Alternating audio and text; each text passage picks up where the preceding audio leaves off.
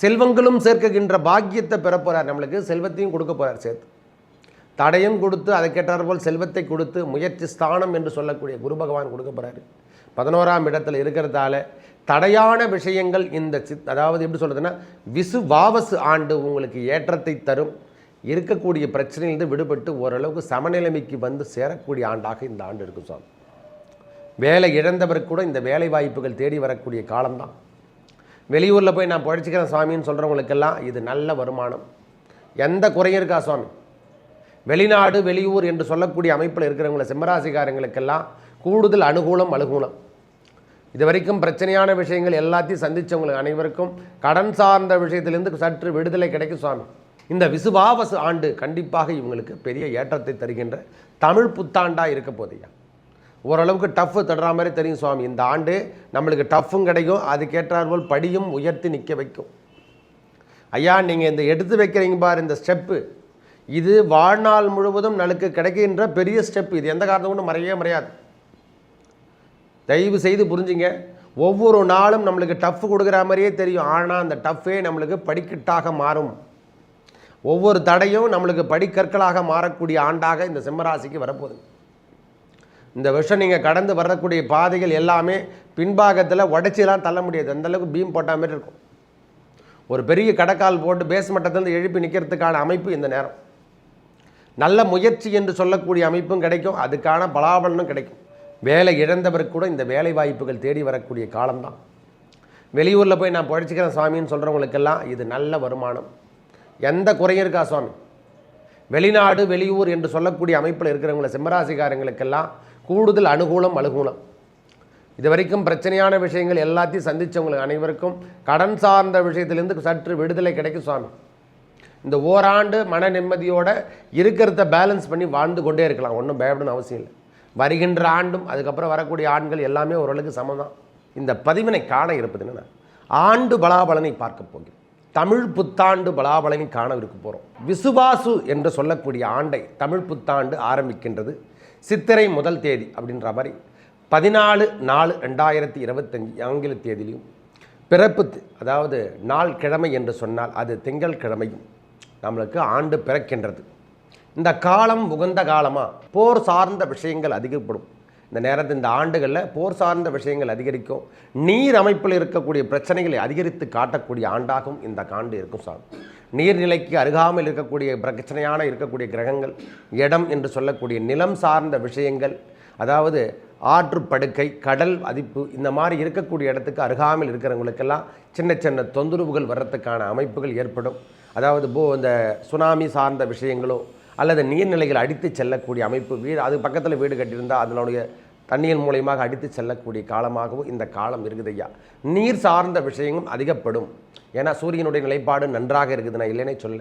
காலபுருஷ தத்துவத்தில் சூரிய பகவானும் 2ஆம் இடத்துல குரு பகவானும், அதாவது 2ஆம் இடம் என்று சொல்லக்கூடிய ரிஷபத்தில் குரு பகவானும், 4ஆம் இடம் என்று சொல்லக்கூடிய கடகத்தில் செவ்வாய் பகவான் நீச்சகதி பெற்றும் வக்கர நிவர்த்தி அடைந்தோ, அதே போல் 6ஆம் இடம் என்று சொல்லக்கூடியத்தில் கேது பகவானும், சந்திர பகவான் 7ஆம் இடம் என்று சொல்லக்கூடிய சுவாதி நட்சத்திரத்தில் அன்றைய தினம் பிறக்கிறாரு. அதுவும் இல்லாமல் 12ஆம் இடம் என்று சொல்லக்கூடிய இடத்துல சனி பகவான், ராகு பகவான், புதன் பகவான், சுக்கிர பகவான், இந்த 4 கிரகங்களின் அமைப்பு 12ஆம் இடம் என்று சொல்லக்கூடிய காலபுருஷ தத்துவத்தில் அமர்ந்திருப்பதால் நீர் சார்ந்த பிரச்சனைகள் அதிகரிக்கக்கூடிய காலமாகவும் நீர் சம்பந்தப்பட்ட உடல் உபாதைகள் வருகின்ற காலமாகவும் இந்த காலம் இருக்கையா. அதாவது தண்ணீராலும் நம்மளுக்கு தொற்றுக்கள் வருகின்ற பாக்கியம் பெறும். இதை நாம் ஒவ்வொரு ராசிக்கும் எவ்வாறு இருக்க போது, இந்த பலாபலனை எவ்வாறு கொடுக்க போகிறான் இறைவன் நம்மளுக்கு அப்படின்னு பார்த்துருக்கலாம்யா.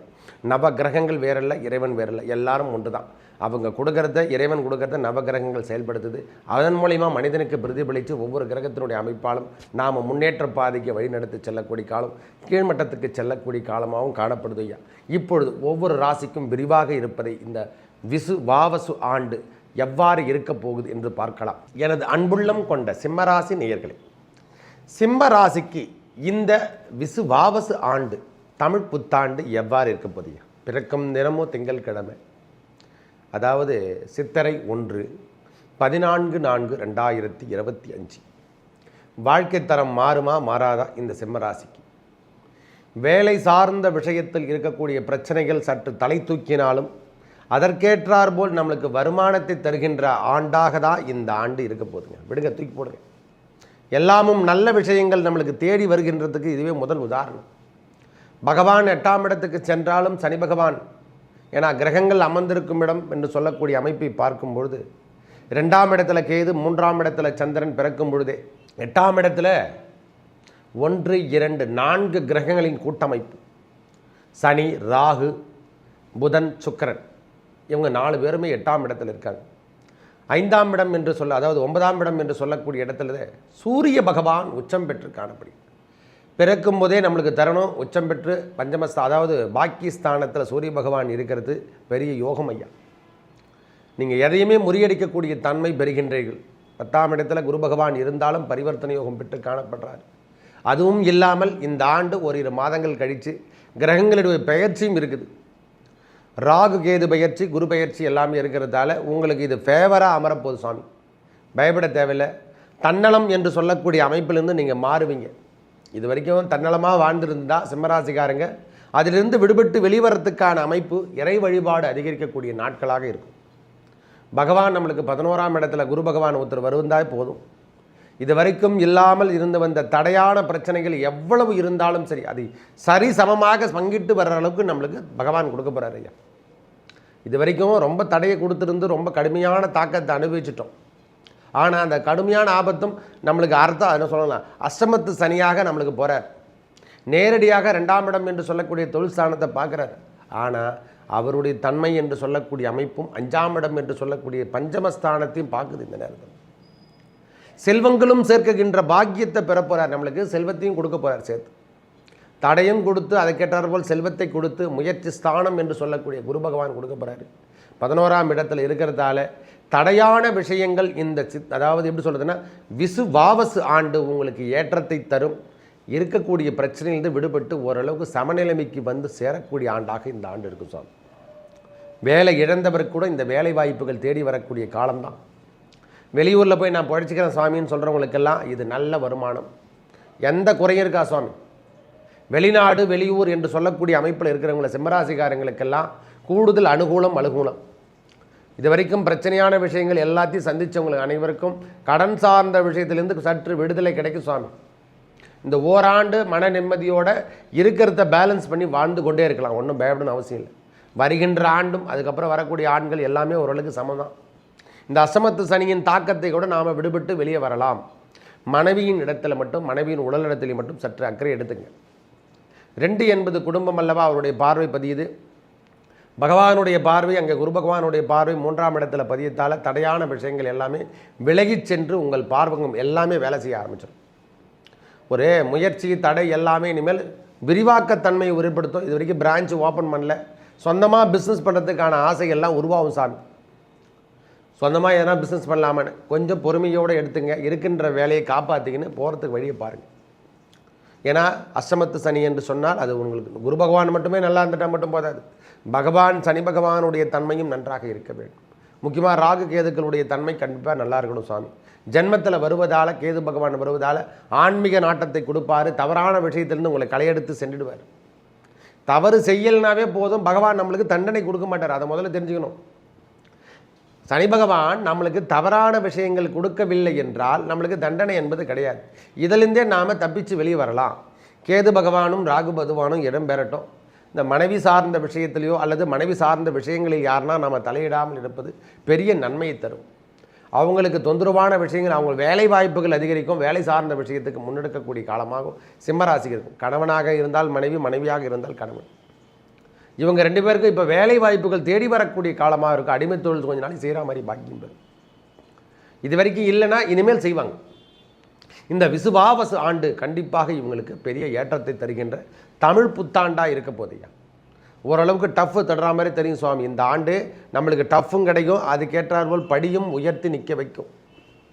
ஐயா நீங்கள் இந்த எடுத்து வைக்கிறீங்க பார், இந்த ஸ்டெப்பு, இது வாழ்நாள் முழுவதும் நமக்கு கிடைக்கின்ற பெரிய ஸ்டெப். இது எந்த காரணம் கொண்டு மறையாது. தயவு செய்து புரிஞ்சுங்க. ஒவ்வொரு நாளும் நம்மளுக்கு டஃப் கொடுக்குற மாதிரியே தெரியும், ஆனால் அந்த டஃப்பே நம்மளுக்கு படிக்கட்டாக மாறும். ஒவ்வொரு தடையும் நம்மளுக்கு படிக்கற்களாக மாறக்கூடிய ஆண்டாக இந்த சிம்மராசிக்கு வரப்போகுது. இந்த வருஷம் நீங்கள் கடந்து வரக்கூடிய பாதைகள் எல்லாமே பின்பாகத்தில் உடச்சிலாம் தள்ள முடியாது, அந்தளவுக்கு பீம் போட்ட மாதிரி இருக்கும். ஒரு பெரிய கடக்கால் போட்டு பேஸ் மட்டத்திலிருந்து எழுப்பி நிற்கிறதுக்கான அமைப்பு இந்த நேரம். நல்ல முயற்சி என்று சொல்லக்கூடிய அமைப்பும் கிடைக்கும், அதுக்கான பலாபலனும் கிடைக்கும். உழைப்புக்கேற்ற ஊதியம், தன்னலமற்ற சேவை, இதெல்லாம் செஞ்சு வாருங்கள். உங்களுக்கு இல்லாதவருக்கு உதவி செய்யுங்க. இந்த நேரத்தில் பணமும் அதிகமாக கிடைக்கும் சுவாமி, அதில் எந்த மாற்று கருத்துமே கிடையாது. பூர்வ புண்ணியத்தில் இது வரைக்கும் இடம் சார்ந்த விஷயத்தில் எதனா பிரச்சனைகள் இருந்தால் அதெல்லாம் திருப்பி மீட்டெடுக்கிறதுக்கான அமைப்புலாம் இந்த நேரத்தில் உருவாகும் சுவாமி. பயப்படவே தேவையில்லை சுவாமி. கடனோ கடன் சார்ந்த விஷயங்களோ சமநிலைமைக்கு வர்றதுக்கான அமைப்புகள் ஏற்படும். கடனுக்காக நான் போராடிட்டு இருக்கேன், ரொம்ப கஷ்டப்பட்டேன்னா அதுக்கான வருமானம்லாம் வரும். அதை சரி செய்து நீங்கள் பெரிய பேக்ரவுண்டை உருவாக்குறதுக்கான காலமும் இந்த நேரத்தில் ஏற்படும் சாமி. புதிய பிஸ்னஸில் மேற்கொள்ளாதீங்க, இருக்கிறத வச்சு ஃபைல் பண்ணுங்கள். சிம்மராசியை பொறுத்த வரைக்கும் இருக்கிறத மெயின்டைன் பண்ணின்னு போங்க. இல்லாதவருக்கு உதவி செய்யுங்கள். நிலபுலம் சேர்க்கை பெறுவதற்கான காலம் இந்த காலம் வருது. நம்ம பூர்வீக சொத்துக்கள் இது வரைக்கும் எதுவும் சரியான முறையில் கிடைக்கலன்னா அது இப்போ நீங்கள் டேக் ஓவர் பண்ணுறதுக்கான அமைப்பு இந்த நேரத்தில் உருவாகும். பாகப்பிரிவினை, பாகம் சார்ந்த விஷயங்கள் எல்லாமே முன்னெடுக்கக்கூடிய காலம். வாடகை வீட்டில் வாழறவங்க சொந்த வீட்டுக்கு போகிறதுக்கான காலத்தை ஏற்படுத்தி தரும். திடீர்னு பார்த்தா சொந்த வீடு வாங்கிட்டு நம்ம குடியேறதுக்கான அமைப்பு இந்த விசுவாவசு ஆண்டு கொடுக்க போகுது. நல்லா இருக்குது ஐயா, ஓரளவுக்கு பரவாயில்லை. 100க்கு 60 பாகம் என்று சொல்கிற மாதிரி சமநிலைமையில் நாம் வாழுகின்ற காலமாக இந்த சிம்மராசிக்கு இந்த விசுவாவசு ஆண்டு, தமிழ் புத்தாண்டு நம்மளுக்கு இருக்கும். இந்த சித்திரை தொடங்கி அடுத்த பங்குனி வரைக்கும் நம்மளுக்கான ஆண்டுகள் ஓரளவுக்கு நம்மளுக்கு மன திருப்தியோடு வாழலாம். தொந்தரவான விஷயங்கள் நம்மளை கலைந்து செல்லக்கூடிய காலமாகவும் இந்த காலம் இருக்கும். திருமண பந்தத்தை இந்த ஆண்டு உருவாக்கி தரும். தடையான விஷயங்கள் ரொம்ப நாளாக எதிர்பார்த்துட்ருக்கேன் திருமண பந்தம் அப்படின்னு நினைக்கிறவங்க, சாமி அஷ்டமத்து சனியில் பண்ணலாமா? பண்ணலாம். கண்டக சனியில் தான் பண்ணக்கூடாது, அஷ்டமத்து சனியில் பண்ணுங்க, தப்பே கிடையாது. மனைவி தான் சனி பகவான், வேறு யாரும் கிடையாது. நாம் எங்கேயும் போய் நவ கிரகங்களை தேட நம்ம வீட்டுக்குள்ளே எல்லாமே இருக்குது. ராகு கேது முதல் கொண்டு, ராகு காலம் முதல் கொண்டு எல்லாமே நம்ம வீட்டிலே இருக்குது. நாம் பிரித்து பார்த்துட்ருக்கோம், அவ்வளோதான். பகவான் எந்தத்தில் அந்த அழுத்தத்தை கொடுப்பாருன்னா மனைவி இடத்துல தான் கொடுப்பார். அந்த மாதிரி அழுத்தத்தை கொடுக்கின்ற ஆண்டாக இந்த ஆண்டு இருந்தாலும் அது சமநிலைமைக்கு தருகின்ற ஆண்டாகவும் இருக்கும். தந்தையார் தாயார் என்று சொல்லக்கூடிய அமைப்பில் இருக்குந்தா அவங்களுக்கு நம்மளுக்கு உடல்நலத்தில் அக்கறை எடுத்துங்க. ஏன்னா இந்த நேரத்தில் அதையும் நாம் கவனிக்க வேண்டிய விஷயமாகவும் இருக்குது. சனி பகவானுடைய பார்வை எங்கெங்கே பதியுதோ அங்கெல்லாம் கொஞ்சம் தொந்தரவும் கொடுக்கும். சனி பகவானுடைய பார்வை எங்கெல்லாம் விழுதோ அது நன்மையும் தரும். தயவு செய்து புரிஞ்சுக்கணும். அந்த ஏழையை விட்டுட்டு போகிறேன்னா இன்னொரு வேலைக்கான தொடக்கத்தை கொடுக்கறதுக்கான அமைப்பும் ஏற்படும். இந்த அஷ்டமத்து சனியில் எவர் ஒருவர் வேலையை செய்கிறாரோ அவருடைய தன்மை ஒரு 25 வருஷம், ஒரு 30 வருஷத்துக்கான காலகாலம் ஒரு பகிரங்கமான ஒரு தோற்றத்தை கொடுக்கின்றதுக்கான அமைப்பு, ஒரு அடையாளத்தை தொடுகின்ற அமைப்பாக இந்த ஆண்டு இருக்கும். ஐயா, இது வரைக்கும் நீங்கள் உங்களுக்கு எழுதப்படாத ஒரு வேலை உங்களுக்கு நிரந்தர வருமானம் வரணுமா? இந்த அஷ்டமத்து சனியில் நீங்கள் ஒர்க் பண்ணுறீங்க, அது நிரந்தரமாக கடைசி வரைக்கும் இருக்கும். நீங்கள் எழுதி விட்டு வச்சு பார்த்து சொல்லுவீங்க, ஆமாம் அந்த ஜோசிகார் சொன்னார், கரெக்டாக தான் சொல்லியிருக்காரு. இது கடைசி வரைக்கும் நம்மளை தொன்று விட்டு போயினே எப்போவுமே வருமானம் கொடுத்துட்ருக்கு. இந்த காலம் உகந்த காலமாக அமையப்பெற்று பெரிய முன்னேற்ற பாதைக்கு இந்த நேரத்தில் கொஞ்சம் தடை இருக்கிற மாதிரி இருக்கும். இந்த தடையெல்லாம் வழிமுறையாக மாற்றக்கூடிய காலம். இந்த வழிமுறை கொடுக்குறான்னா இந்த தடையை கொடுப்பார். இந்த நேரத்தில் தடையாக கொடுத்து சில பரீட்சிக்கின்ற காலத்தை கொடுக்குற காலம் தான், நான் இல்லைன்னே சொல்லலை. அந்த பரீட்சையும் சரியான முறையில் நீங்கள் பரீட்சை எழுதி பாஸ் பண்ணிட்டு பெரிய லெவலில் வந்துடுவீங்க. ஐயா, அரசாங்க உத்தியோகத்துக்கு காத்துட்ருக்கிறவங்க கண்டிப்பாக வேலை வாய்ப்பு உண்டு. அரசியல் தொடர்பில் இருக்கக்கூடியவங்களுக்கு எல்லாருக்கும் பெரிய முன்னேற்ற பாதை, போராட்டம் என்று சொல்லக்கூடிய அமைப்பும் கண்டிப்பாக உண்டு. சிம்மத்தை பொறுத்த வரைக்கும் இதுவரைக்கும் இழந்தெடுத்த பிரச்சனையிலிருந்து அவங்க வெளிவரத்துக்கான அமைப்பு என்னென்ன இருக்குதோ அதை எல்லாத்தையும் சொல்யூஷன் தேடுவாங்க. ஏன்னா அவங்க அடி வாங்கிட்டாங்க. அந்த அடிப்பாதை என்று சொல்லக்கூடிய அடித்தளம் இப்போ பேஸ் மட்டும் சரியாக போட்டாச்சு. நம்மளுக்கு இதுதான் சரியான பாதை, நாம் ஒழுங்காக இதை செயல்படுத்தினா போதுமானது. இந்த காலம் உகந்த காலமாக நாம் மாற்றிக்கிறது மாற்றாடுறது நம்மளுடைய வேலை தான். தேவையில்லாத விஷயத்தில் இனிமேல் ஈடுபடக்கூடிய தன்மை அவங்ககிட்ட இருக்காது. காரணம் எல்லாமும் நல்ல கிரகங்களுடைய தன்மை. கேது பகவான் நம்ம ராசிக்குள்ளே வருவதும் இந்த ஆண்டில் ஒரு 4 கிரகங்களின் பயிற்சியும், ஒரு முக்கியமாக குரு பகவானுடைய பயிற்சி உங்களுக்கு பெரிய மாற்றத்தை கொடுக்கும், முன்னேற்றத்தை கொடுக்கும். இதுலேயே அவர் அதிசாரம் வேறு வாங்குவார், உச்சமும் பெறுவார். அந்த நேரத்தில் பெரிய யோகத்தை நீங்கள் சம்பாதிப்பீங்க. ஒரு ஜாக்பாட் காலத்தெல்லாம் உருவாக்கி தரும். அதனால தான் இந்த வாவசு ஆண்டு உங்களுக்கு பெரிய மாற்றத்தை தரும். இந்த நீர்நிலை சார்ந்த விஷயங்கள் எதனா இருந்தால் அதில் கொஞ்சம் எடுத்துங்க. தவறான விஷயத்தில் வீடு சார்ந்த விஷயங்களோ, இடம் சார்ந்த விஷயங்களோ, நீர் பிடிப்பு விஷயங்களோ அதில் ஏன்னா இடங்கடை வாங்கிட்டு இருந்தால் அதெல்லாம் எடுத்து மாற்றி போட்டுருங்க. இல்லையா, சேல்ஸுக்கு வந்தால் முதல்ல கொடுத்துட்டு வெளியே வர்றதுக்கு பாருங்கள். அதால் சின்ன சின்ன தொந்தரவுகள் வர்றதுக்கான வாய்ப்புகள் நம்மளுக்கு தேடி வரும் சாமி. மற்றபடி எந்த தொந்தரவும் கிடையாது.